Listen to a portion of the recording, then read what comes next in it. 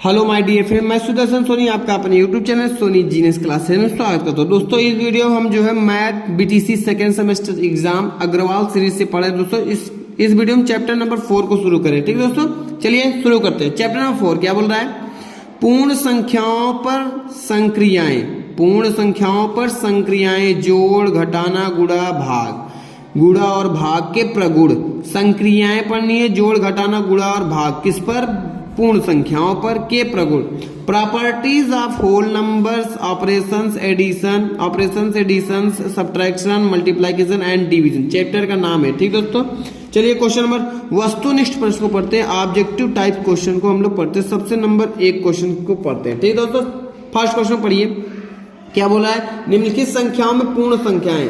पूर्ण संख्याएं दोस्तों क्या होती है? पूर्ण संख्याओं को हम W से प्रदर्शित करते हैं और पूर्ण संख्याएं 0 से शुरू होती हैं। 0, 1, 2, 3 ऐसे इनफाइनाइट। तो 0 के बाद जितनी भी संख्याएं आएंगी माइनस में नहीं होना चाहिए, बटे में नहीं होना चाहिए, दशमलव में नहीं होना चाहिए। तो ऐसी संख्याओं को हम क्या बोलेंगे? पूर्ण संख्याएं। तो देखिए 0 क्या है? पूर्ण संख्या है। -1 नहीं होगा, रूट में 2 नहीं होगा, मैंने बताया अभी। तो क्या आंसर नंबर 1 सही है। ठीक दोस्तों, निम्नलिखित संख्याओं में से पूर्णांक है। पूर्णांक क्या होता है दोस्तों? पूर्णांक को Z से या फिर I से हम प्रदर्शित करते हैं।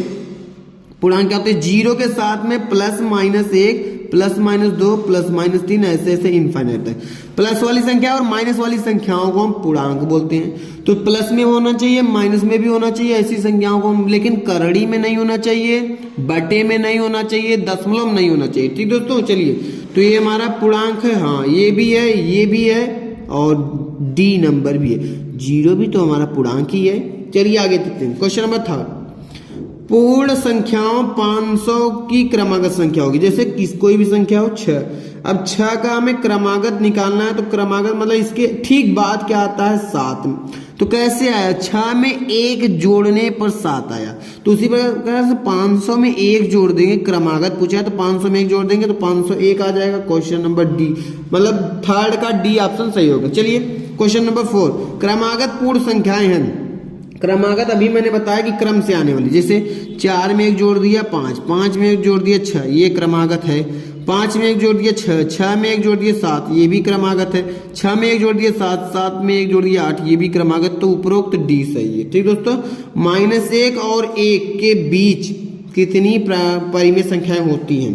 ध्यान दें, कोई भी संख्या हो, जैसे मान लीजिए 2 और ये है 3, तो 2 से 3 बनने में कितनी संख्याएं होंगी दोस्तों? ध्यान से देखिए, 2.1, 2.2 ऐसे 3, 4, 5, 2.3, 2.4, 2.5, फिर 10। यानी 2 से अगर हमें 3 तक जाना है तो 10 संख्या फॉलो होगा। 10 संख्या आएगा तब जाकर के हमारा 3 बनेगा।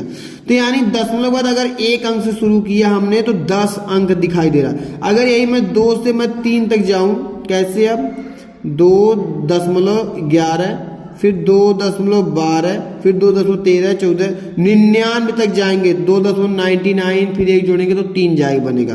तो यानी 2 से अगर हम दशमलव बाद 2 डिजिट से शुरू हो रहा है तो 99 या 100 अंक आएंगे। इसी अगर दशमलव बाद 3 अंक से शुरू होगा तो 1000, 4 अंक से शुरू होगा तो 10,000। तो यानी अगर कोई भी 2 नंबर होते हैं उनके बीच में कितनी परिमेय संख्याएं होती हैं? अनंत परिमेय संख्याएं। ठीक दोस्तों, उम्मीद करता हूं समझ में आ गया होगा। चलिए आगे देखते हैं। 2 असमान परिमेय संख्याओं के बीच कितनी परिमेय संख्याएं होंगी? अभी मैंने बताया, जैसे ये -1 है और ये +1 है तो असमान ही था, उसके बीच में कितनी है? अनंत। तो इसका मतलब क्या हुआ? अनंत हुआ। ठीक दोस्तों, चलिए आगे देखते हैं।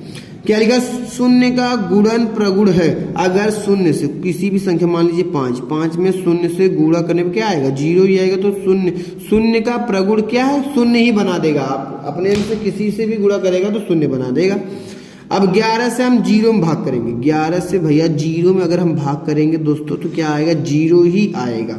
लेकिन अगर मैं यही 11 में 0 से भाग, 0 से 11 में भाग करो, 0 से 11 में भाग करोगे तो भैया भागे न जाए, इनफाइनाइट आएगा।